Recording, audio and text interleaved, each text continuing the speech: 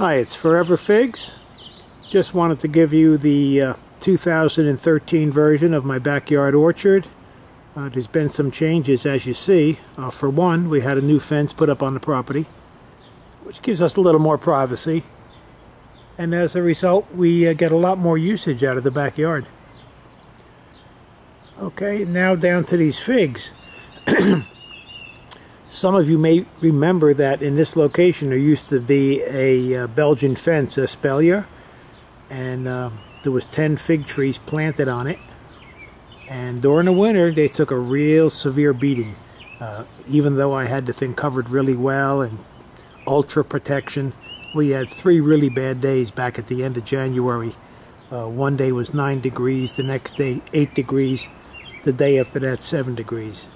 And not only did the Belgian fence suffer, but almost every fig tree on my property took a beating. So what I did, I took down the fence, the Belgian fence, all the apparatus, the orchard wire, and everything that was involved in that. And I pulled the 10 trees out of the ground and put them in pots. I didn't lose any of them. Excuse me, all of them are alive. It's just that I had to chop back probably about 18 inches off of each tree. But they're living and breathing, and so there's a lot to be said for that. I just wanted to bring to your attention one particular tree in the center of this conglomeration here.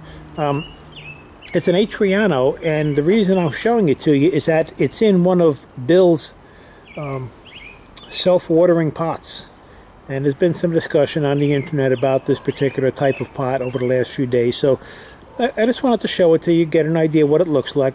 Many of you may not have seen it before, but I've been using them now for about 2-3 years, and they're really great. The main thing is you cannot overwater a tree using these pots, because there's an overflow valve, and if you put more water in it than what it needs, it just flows right out and doesn't bother or drown the roots at all. So that's one of his pots. I have another one down here with a Cadota fig growing in it nice and happily.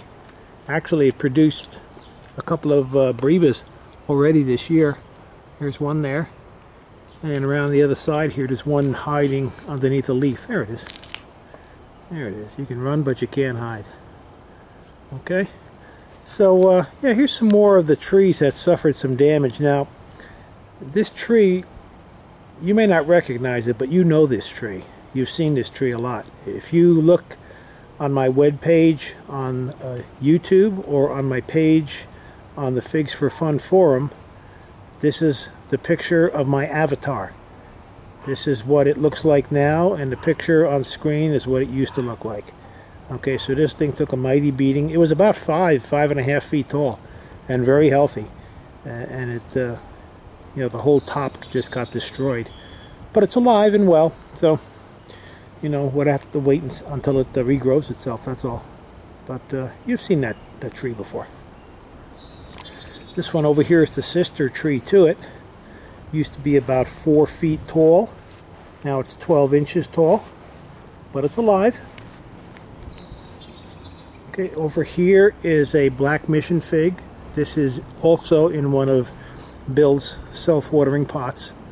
I mean, the great thing about these pots, as you know, if you have your fig trees growing in pots, you can always bring them in for the winter time, and you don't have to worry about them freezing on you. And that's what I do with these. I bring them in my tool shed or in my garage, and they work great.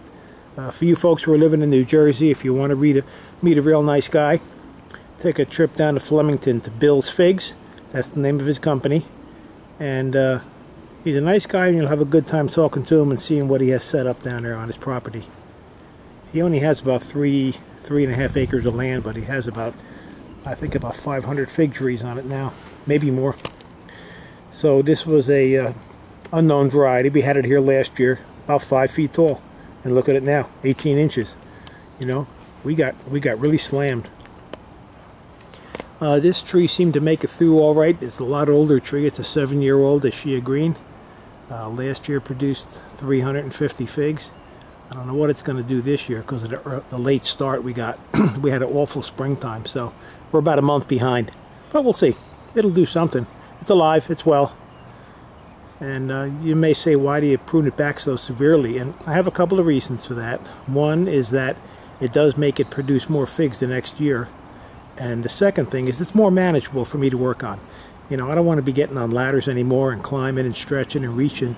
So I more or less bring the trees down to six foot in height, which is, you know, manageable for me. I can prune, I can harvest, I can do whatever I have to do, you know, without hurting myself. All right, so let me wander down this way a little bit. You're looking at my storage shed over there, and you're probably saying, is that a skylight on the side of your shed? And yes, it is.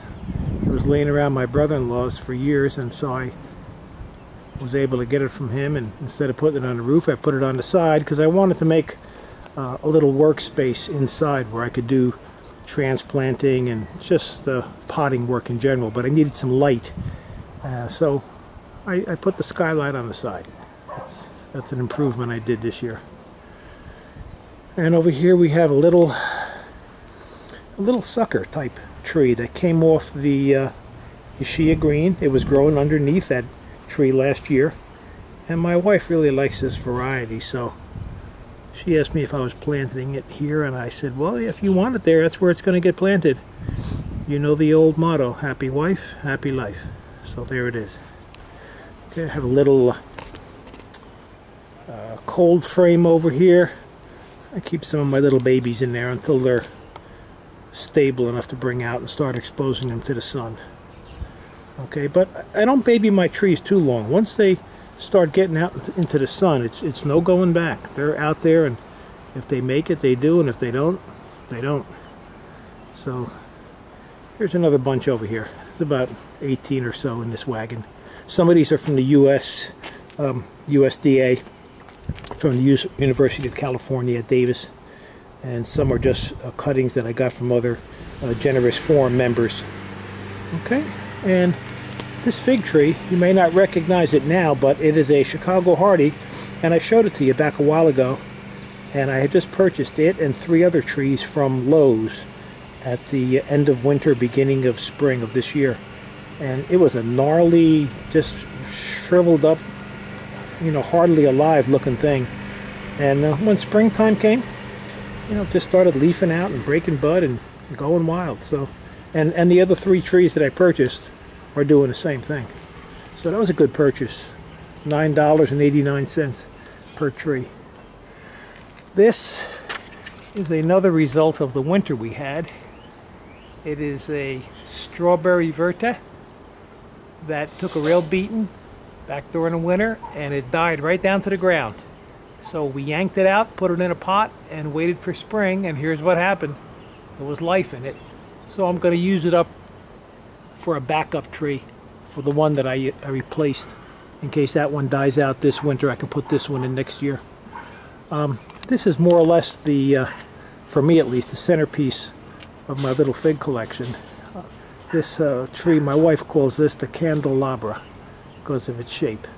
But it's a Marcialis Black VS, and this thing was given to me.